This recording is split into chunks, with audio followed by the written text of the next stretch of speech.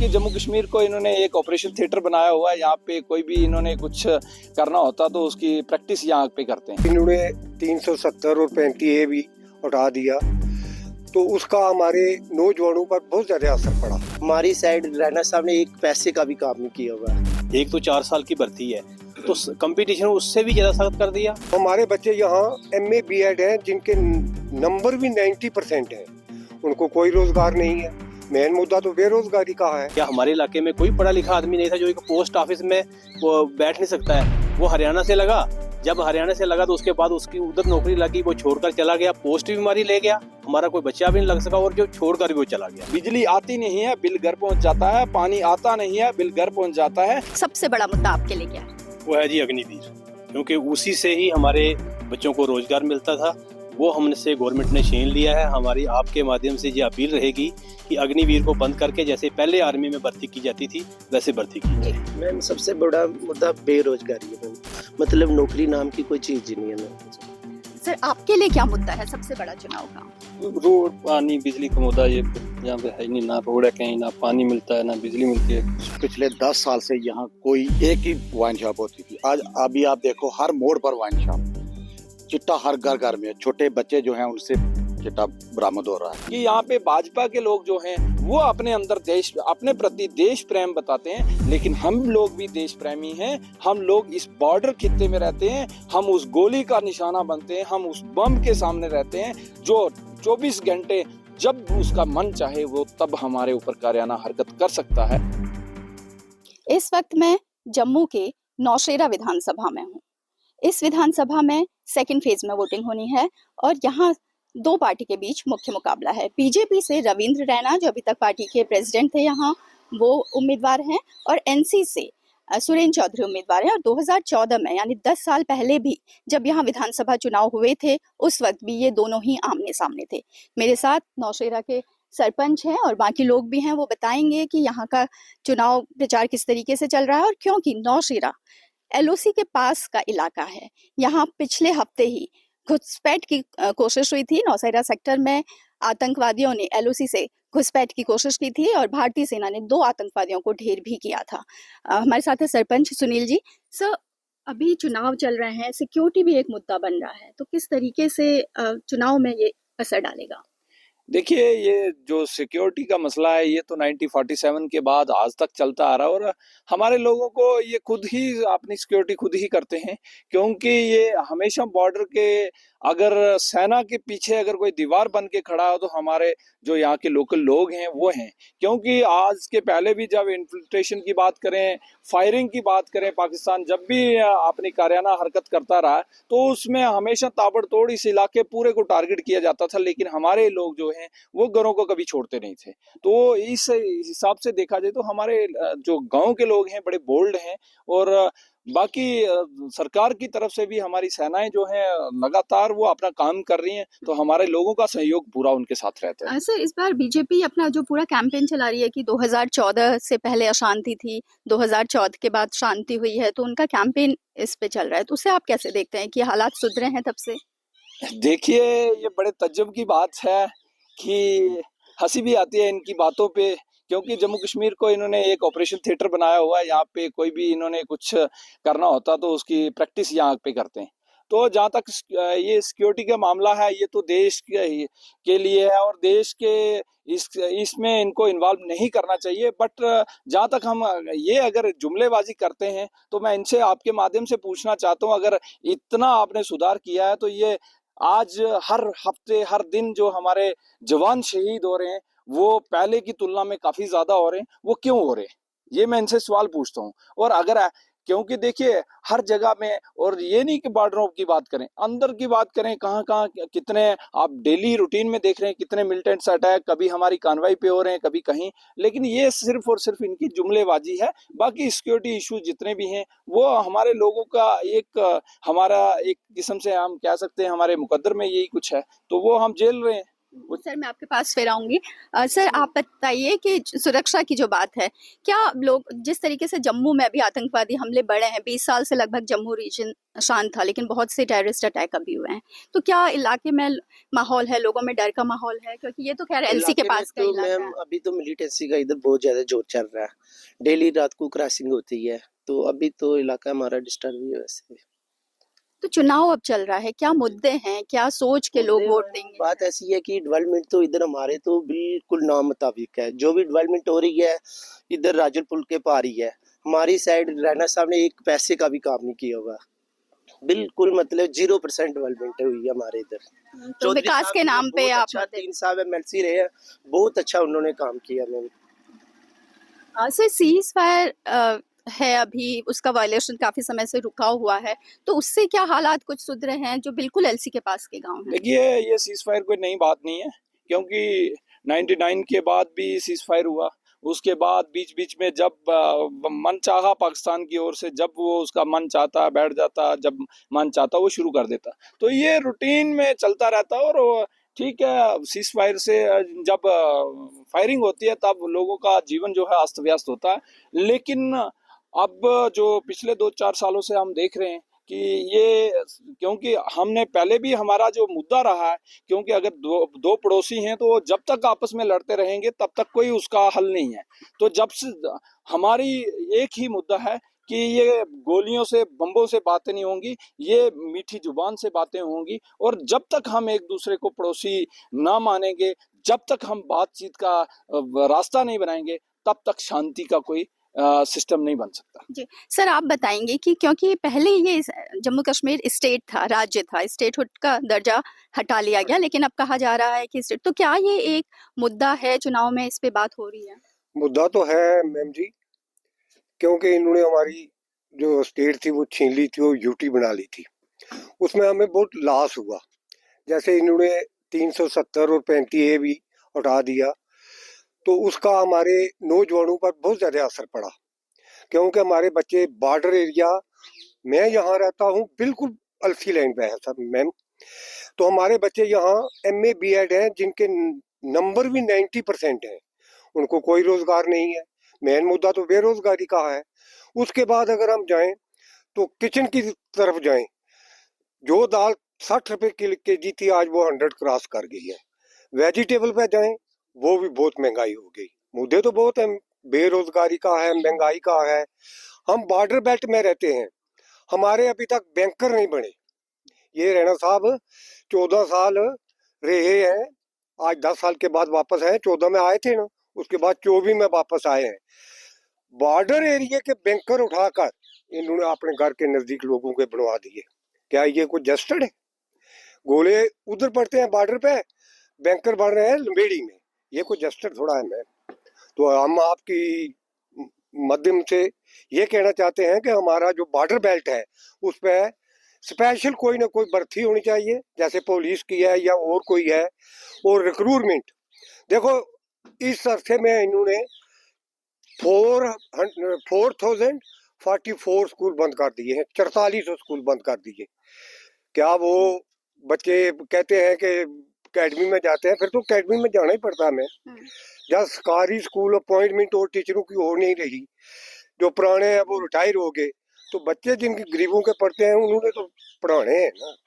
हाँ जी sir article 370 हटा है, कई लोगों की, कई ऐसी कम्युनिटी है, मैंने उनसे बात भी की जिनको पहली बार वोटिंग राइट्स मिला। कितना फायदा हुआ है आर्टिकल 370 हटने से, या वही स्थिति है, या आपको लगता है कि डे टू डे लाइफ बदली है, कुछ फायदा हुआ है? देखिए मैम, जहाँ तक 370 की बात है, बड़ी हमें भी लगा था कि बहुत बड़ा कुछ हमारे लिए होने वाला है, लेकिन बड़ी दुर्भाग्य से कहना पड़ रहा है, हमसे वो सब कुछ छीना गया।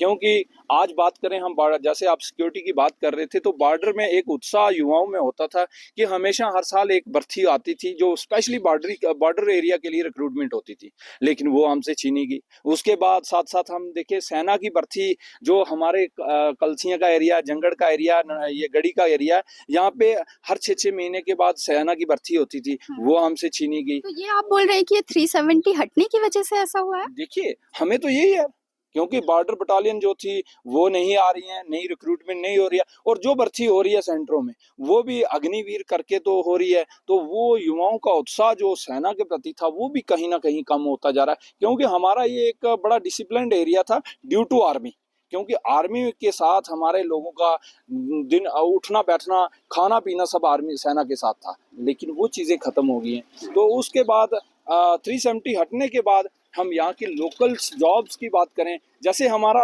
यहाँ का लोकल बैंक था जेके ग्रामीण बैंक, उसमें आज आप किसी भी बैंक में चले जाएं, वहाँ राजस्थान, दिल्ली, हरियाणा के लोग आपको मिलेंगे, लेकिन बड़े दुर्भाग्य से कहना पड़ता है हमारे जम्मू कश्मीर के युवाओं को वहाँ कोई जगह नहीं दी जाती। सर, अग्निवीर की ये बात करें, आपको लग रहा है कि इस चुनाव में अग्निवीर मुद्दा है और उस मुद्दे पर वोटिंग होगी? ये बहुत बड़ा मुद्दा है जी, क्योंकि हम लोगों का जो गुजारा है वो है ही आर्मी पर था। एक तो 4 साल की भर्ती है, तो कंपटीशन उससे भी ज़्यादा सख्त कर दिया, और इतनी बड़ी हमारे लिए ये परेशानी बन गई। आप अग्निवीर की बात ना करें, हम एक मजदूरी की बात करते हैं। हमारा इलाका जो घर में लोग थे, जहाँ एक अच्छे मजदूर, अच्छे मिस्त्री, ये सब लोग बाहर से आ गए जब से 370 हटा है, और बाहर से जो आए हैं उन्होंने हमारी यहाँ मजदूरी भी हमसे छीन ली, क्योंकि वो वहाँ पर पता नहीं उनको कोई कारोबार मिलता नहीं था। यहाँ वो दिन चढ़ते काम शुरू करते हैं और रात तक लगे रहते हैं, और हमारे लोगों को अब मजदूरी भी नहीं मिल रही है। इतना भारी नुकसान हो गया है। उसके बाद आप देखें, इतनी गुंडागर्दी फैल गई है, बाहर के लोगों को हम पहचान नहीं सकते हैं, कौन हमारे साथ लूट माट कर रहा है, कौन हमें मारकर चला गया है।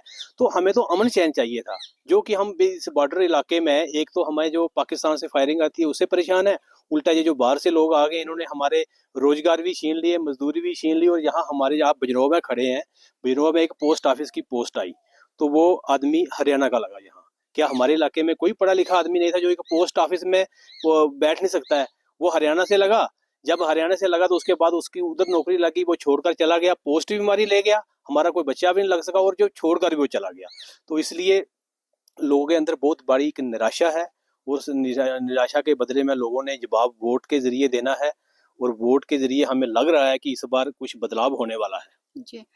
सर, यहाँ अभी, क्योंकि जैसे मैंने पहले जिक्र किया कि आतंकी घटनाएं काफ़ी हुई हैं, तो विलेज डिफेंस गार्ड्स को फिर से ट्रेनिंग दी जा रही है। कितना अहम रोल इनका होता है, क्योंकि ये एलसी के पास का इलाका है, आप यहाँ रहते हैं, दिन रात आपको देखना होता है जो गोलाबारी वहाँ से होती है, और आतंकी हमले जो होते हैं उनका असर भी यहाँ के लोगों पर पड़ता है। मैम, जैसा कि देखें आपने, पिछले जब इंसिडेंट एक किश्तवाड़ के, डोडा किश्तवाड़ के अंदर हुआ था, तो वहाँ पे भी हमारा एक वीडीसी था जो बड़ा एक्टिव था और जिसने अपनी बहादुरी दिखाते हुए मिलिटेंट्स मार गिराए थे। तो इसी तरीके से हमारे जो बॉर्डर एरिया के वीडीसी हैं वो निडर हैं, और वो पूरी तरीके से सेना के साथ कंधे के साथ कंधा, जब तक सेना पहुंचती तब तक वो सतर्क रहते हैं, और वो अपना जो काम है, चाहे सर्च ऑपरेशन में है, चाहे कहीं कॉर्डन लगाना होता है, चाहे कहीं इनकाउंटर होता है, वहाँ पूरी बहादुरता के साथ वो अपना रोल अदा करते हैं। लेकिन बड़े दुर्भाग्य से कहना पड़ रहा है कि ये सरकार ने उनको भी बड़ा जुमले दिखाए थे।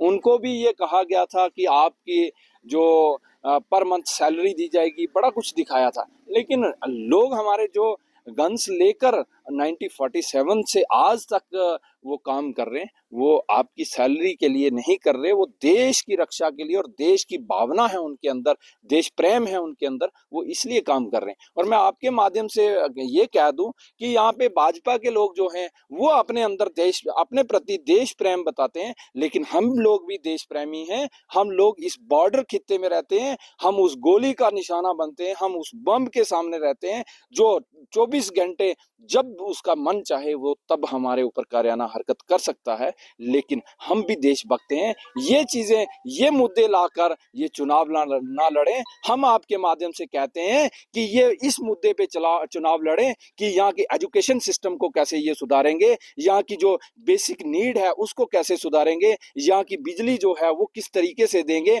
बिजली आती नहीं है, बिल घर पहुंच जाता है, पानी आता नहीं है, बिल घर पहुंच जाता है। इन मुद्दों पे चुनाव लड़ें। यहाँ की डिस्ट्रिक्ट एडमिनिस्ट्रेशन की बात करें, यहाँ पे डिस्ट्रिक्ट का जो सबसे पुरानी तहसील नौशहरा है, इसको आज तक डिस्ट्रिक्ट का दर्जा नहीं दिया गया, इस मुद्दे पे बात करें। यहाँ के डिग्री कॉलेज की बात करें, यहाँ पे जितने भी हॉस्पिटल्स हैं, आज नौशहरा के अंदर हॉस्पिटल की बिल्डिंग पिछले 15 साल से अधूरी पड़ी हुई है, वो इनसे बन नहीं पा रही। इन मुद्दों पे बात करें। आज अखनूर के अंदर वहां पे लोगों को 5-5 मरले के प्लॉट्स दिए गए थे। बॉर्डर के जो लोग हैं वो सेफ्टी से अपने बच्चों को वहां पढ़ा सकेंगे। आज उस मुद्दे पे ये बात करें कि बॉर्डर के लोगों को आप क्या देंगे, बॉर्डर के लोगों को आप स्टेट लैंड आपके पास कितनी है, वहां पे 5-5 मरले का प्लॉट देंगे, उस मुद्दे पे ये बात नहीं करते। इनसे कोई भी बात करें, हिंदू मुस्लिम, हिंदुस्तान पाकिस्तान हमारा भाईचारा है। हम यहाँ हिंदू भी रहते हैं, हम मुस्लिम भी रहते हैं, हमारा एक अपना प्रेम है, वो चीजें हैं। तो मैं आपके माध्यम से गुजारिश करना चाहता हूँ, आप मुद्दों पे आए,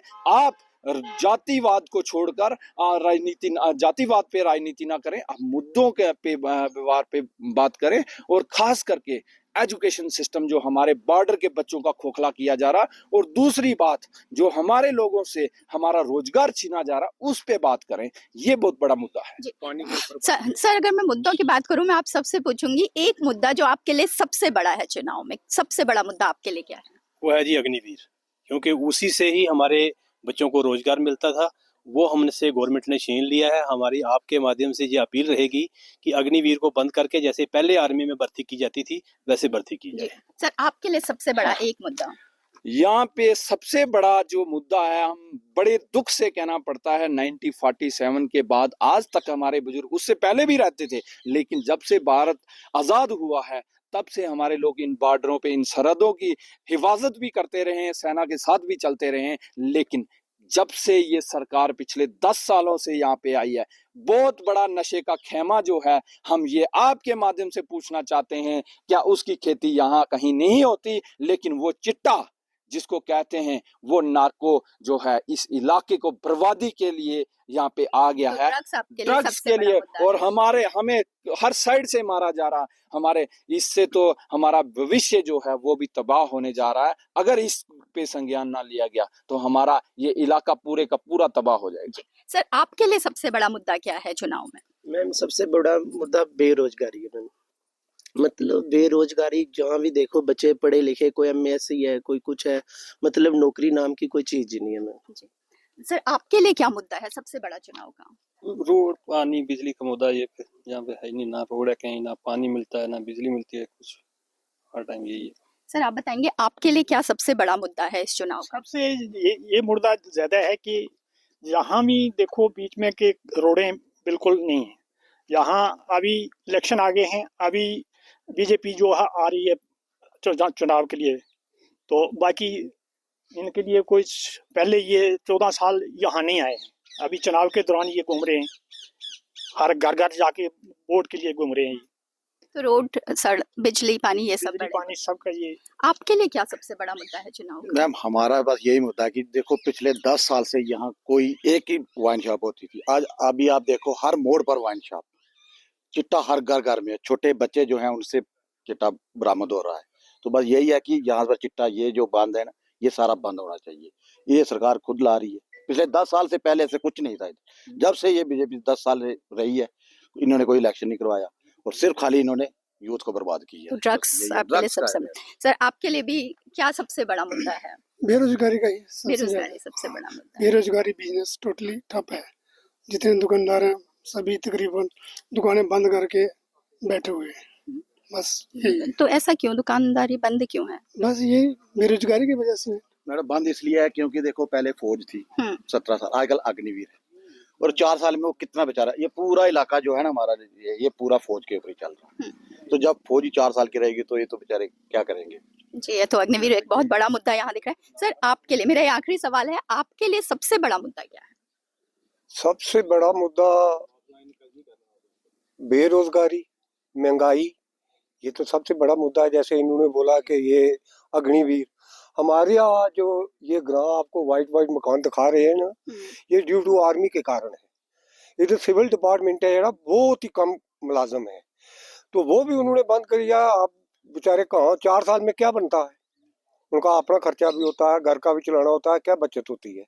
फिर उनकी पे है जो देखो कितनी है। अगर 4 साल के लिए लगाना था तो उनकी मंथली सैलरी है जो वो एटलीस्ट 90,000 होनी चाहिए थी। हाँ जी। तो नौशेरा विधानसभा में हमने लोगों से बात की, सड़क, बिजली, पानी, बेरोजगारी, ये सब मुद्दे हैं, लेकिन अग्निवीर एक बहुत बड़ा मुद्दा यहाँ नजर आ रहा है। पूनम पांडे, नौशेरा से, नवभारत टाइम्स के लिए।